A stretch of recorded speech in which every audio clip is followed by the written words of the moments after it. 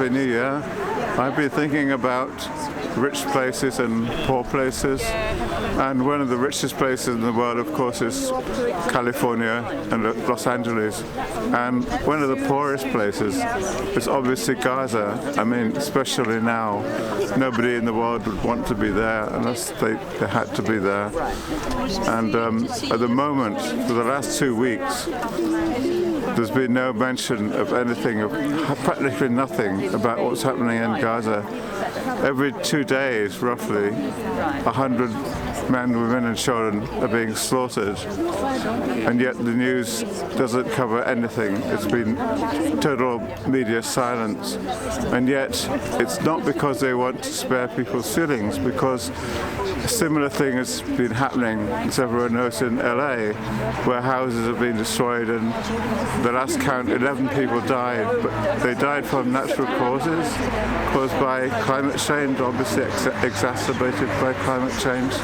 So it's not that. So you almost wonder, why is there this sort of conspiracy of silence about what's happening in Gaza?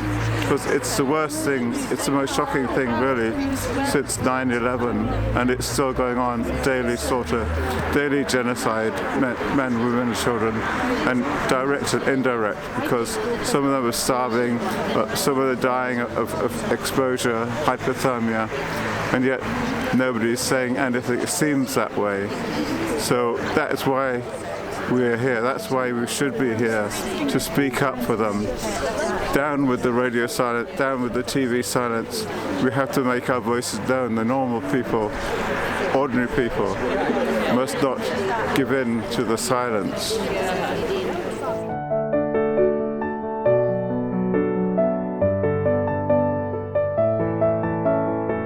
The traditional form of embroidery in Palestine is called tatriz, and there's a group of us in Edinburgh who meet up every 2 weeks. There's maybe about 20 of us now, I think, who meet up and we learn tatriz to keep that tradition going. So I'm hoping to be able to leave a little square here in Orkney to go on the banner for Palestine.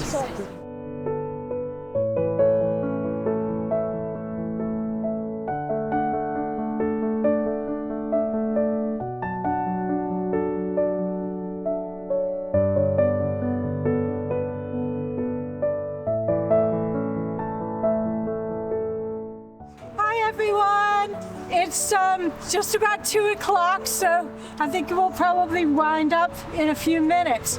But I just wanted to thank everyone for coming out today.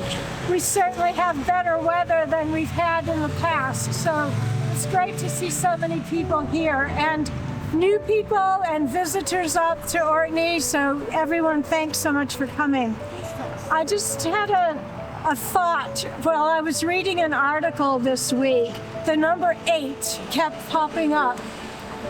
In the article, it said that 8 babies had frozen to death in Gaza in the last few weeks, which I think I've mentioned before, but it was actually hailing in Gaza this week.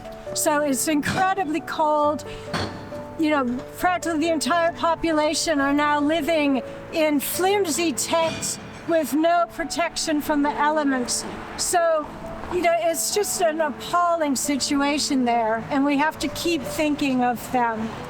The 8 also came up because 88 people were killed by Israeli shelling in Gaza in one day, which is just an extraordinary number. I mean, day after day, people are being killed, and we just don't hear about it now in our news, which is a shame.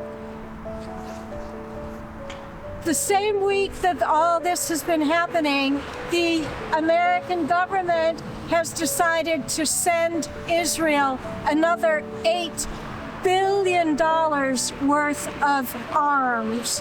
And that's in addition to I think it's $23 billion that has been transferred to Israel now since October 7th. So it's just an incredible amount of money, and you think that, you know, people are homeless in America, people don't have health care, you know, that money could be used for so many other things. I just wanted to point out Fiona's excellent article today in the Orkney News. Please have a look at that. It's about children suffering in Gaza. The actual number of deaths is probably 41% more than is actually being recorded. It's just an incredible amount of suffering and death. So please do have a look at that. She's also done a series of articles this week about monuments and other archives and things that have been destroyed in Gaza, in this current onslaught. It's like dozens and dozens of UNESCO sites, things that are hundreds and hundreds of years old, just obliterated and destroyed and lost to the world forever. So thank you for writing about that. It's very unheard of in other media. So thanks very much. We will be back again next week unless there's a permanent ceasefire. So please do come out again, and I can take up your posters. And thanks so much again, everyone, for coming. Great. Thank you.